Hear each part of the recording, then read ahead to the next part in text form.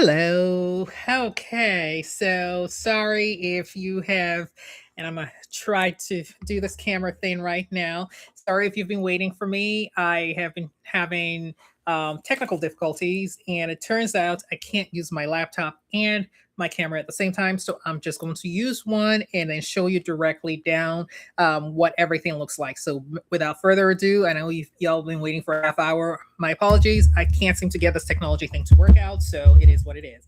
Anyway, so I have my camera set up, and today we are actually going to be doing the. Let me get this. I took it off the stand, and now I. Okay, so we're going to be making a wristlet. Early, last week we made this wristlet, which was really easy. It's simple, and today we're going to be making a scrunchy wristlet, which is just as cute. I have put the materials you will need for this, and first off, I'm just going to take my fabric pieces and go ahead and iron it first. Now you will see here, and I'll show you there. Before I do that, welcome.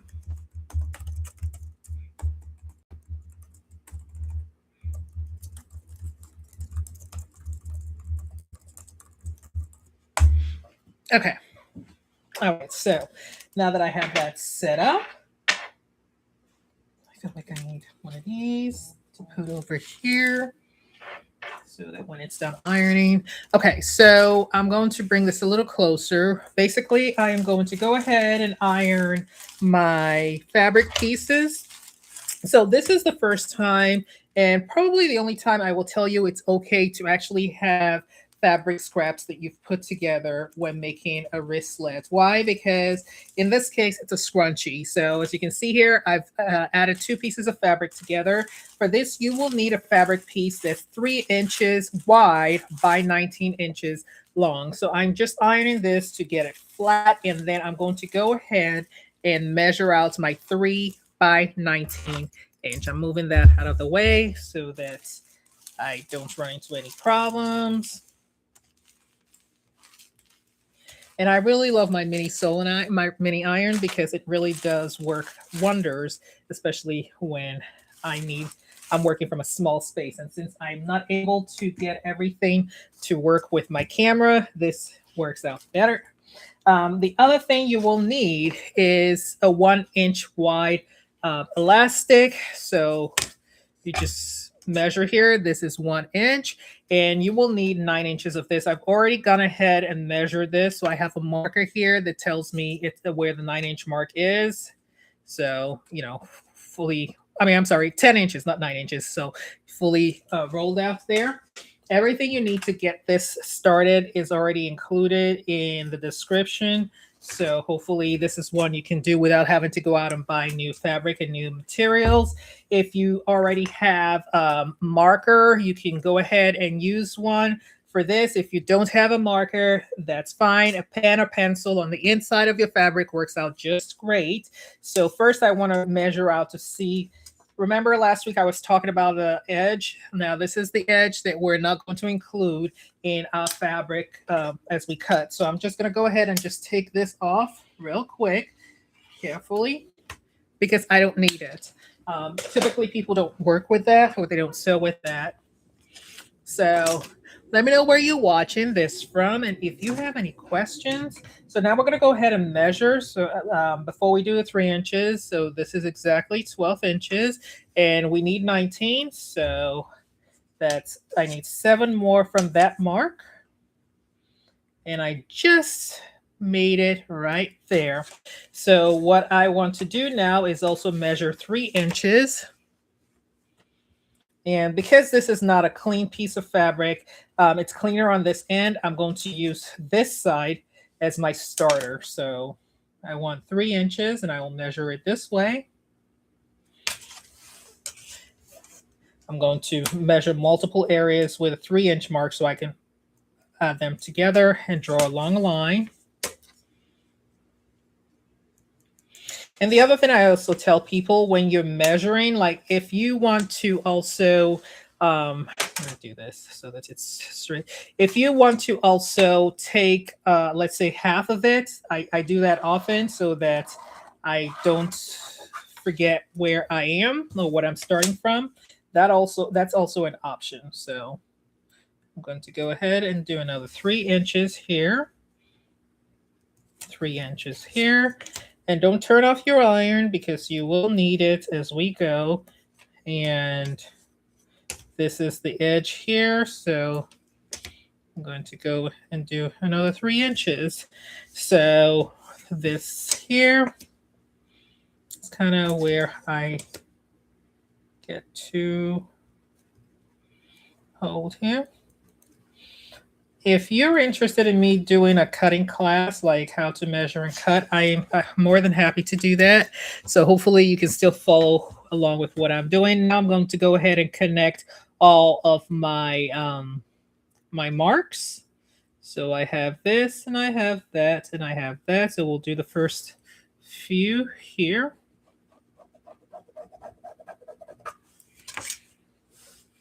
And then I'm going to go ahead and connect these.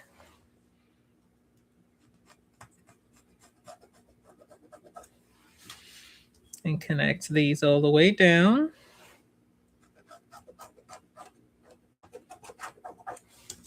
So now I know that I have a full 3-inch area. And if you're ever in doubt, you always have the option to measure randomly just to make sure everything is as it should be. So now I'm going to go ahead because I have drawn a rectangle and I will go ahead and cut this. If you have any sewing related questions, feel free to put them in the chat. I will reserve some time at the end of this live, but I tried not to make this go longer than a half hour because I know people have a lot of things to do and I don't want sewing to feel stressed. Here, this is where you can sew and feel relaxed without feeling like you have to be perfect. Hence the imperfect sewist. We will work together and get it done without stressing ourselves out. Because sewing should be fun. Yes, there are some projects that will stress you out. I'm not going to say you'll never encounter a stressful project, but in this case, this isn't one of them. Okay, so this is done. I'm going to put my rotary cutter back, and I now have my full piece, which is approximately 19 inches by 3 inches. So the first thing I'm going to do is take this and fold it. And like I said, you're going to need your iron again. So not to put it away, I'm going to bring back my ironing board and take this and fold it in half and just create a crease. And then just do that all the way down. You can use a regular iron. You don't have to use a heat press like I am doing.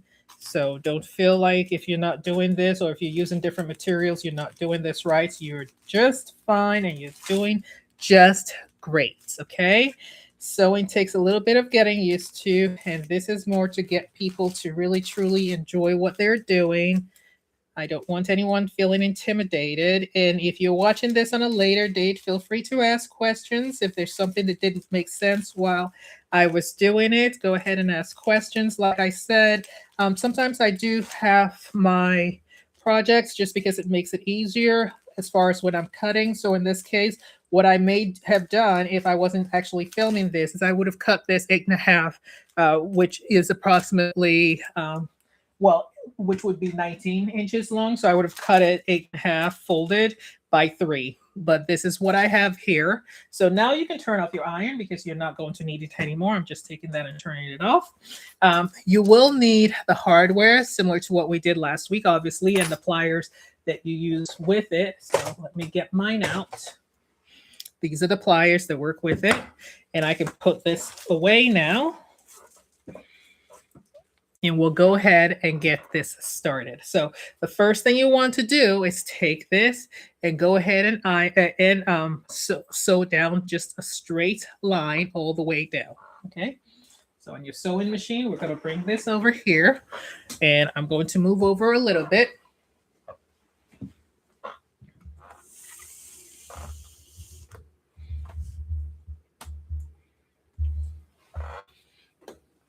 And we're going to go ahead and sew this down. I'm going to give it about 1/4 inch seam allowance. It's up to you if you want to do back stitch. And just take your time. There's no rush, you know, take your time getting this done. And because I added two pieces, I want this to lay flat and not have any issues. So I'm just checking that to make sure that it's still going flat. And it is laying flat, so we're good there. Remember, we have the right sides facing each other.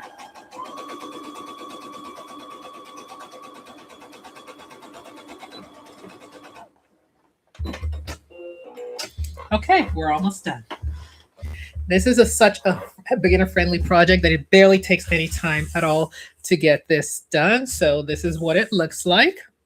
And we've created a tube. Now, if you have a tube turner, that's great. If you don't have one, you can use, I happen to have one, you can use what's called, you can use a pin or you can use a budkin, okay? I happen to have a tube turner. So with a tube turner, this is pretty easy. You're just going to take this, put it on the inside, run it all the way to the end. But you're not actually going to, because remember, this end is open. You're just going to hold that like halfway there. Take your tube turner stick that came with your tube turner and just press it in. And it does the work for you. I love this thing. I recommend it, but it's not required. I recommend it just because it makes my life easier and it makes my job easier. But if you don't want to use it, you don't absolutely have to have it. It's just a nice to have, not a must have. As a sewist, you'll see that there are things that over time make your life easier. And if it does, you want to get it. If it doesn't, then, you know, you don't have to get it. But this is one of those items that I feel like it is worth having just because it does make things a little easier. So I'm just going to go ahead and store these back in here. I store them all in there, just different sizes, and I will put them there. It's in my Amazon storefront if you're interested in knowing and getting it yourself. Now, the next thing is you will need this budkin, or if you have a safety pin, you have the option to use that. A budkin just looks like this. It comes with this little slider that you can push down and up. So you're just going to push it up, take the elastic. We're working with a 1-inch elastic. You're going to clamp it on there and slide that down. So it'll look like this. And now all you're going to do is take your budkin and feed your elastic in there. Okay.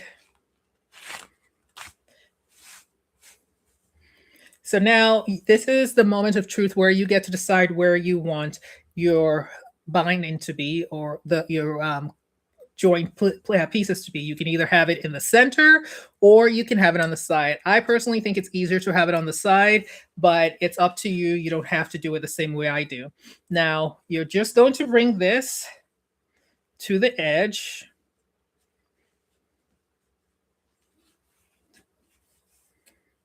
Right here, take your budkin off, holding it together like so, and we're going to sew a straight line down that way, okay? I'm just going to sew this real quick.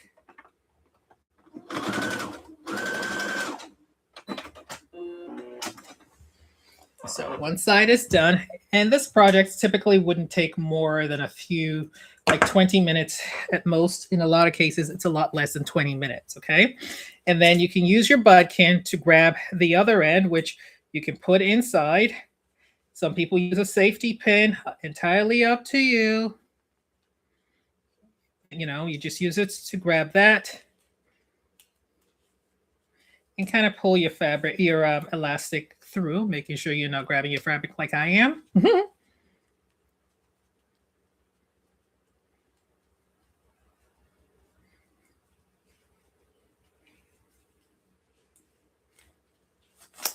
Yep, see? I feel like I have to sneeze, but the sneeze isn't coming. So if you had a safety pin, you could have used that with this to hold it onto one side. I did not do that on the one side, so that's entirely my fault. But you can always save a project. Don't ever feel like if you didn't do it right the first time, it's the end of the world. It's not.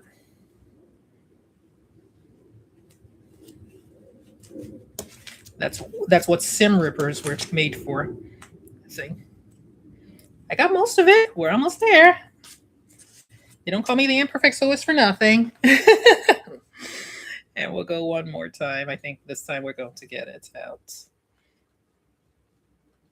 I should have pinned it on the other end when I first started, but we'll get it done this go around. Okay, there we go. All right, so when you're sewing, you have to be able to laugh at yourself and not take yourself too seriously. So please don't take yourself too seriously when you're doing this. Now we're going to take this, since we have our elastic on the other side, we're going to take that and kind of just hold it there and sew a straight line. I'm going to get rid of all of this fluff. Hang up.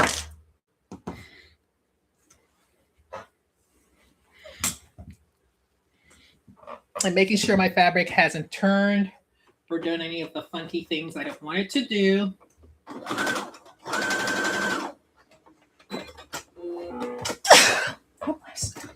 Sneeze finally came out. Yay. Okay. And if you're wondering about this baby doll dress, I do have a tutorial on my site when I first made it. So it's there. But anyways, we're making progress. This is just about done. Now, this is what it's going to look like. You can squish it. And this was the reason why I said this is one that's forgiven and you can use fabric scraps, because this is where I had the binding and you really can't see it because this is all being scrunched up. Okay. So now we're going to take these two pieces and put them together. And this is literally the final piece to this. So we'll take this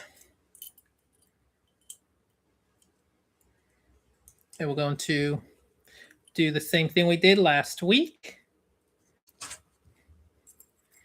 Move that over to the side. And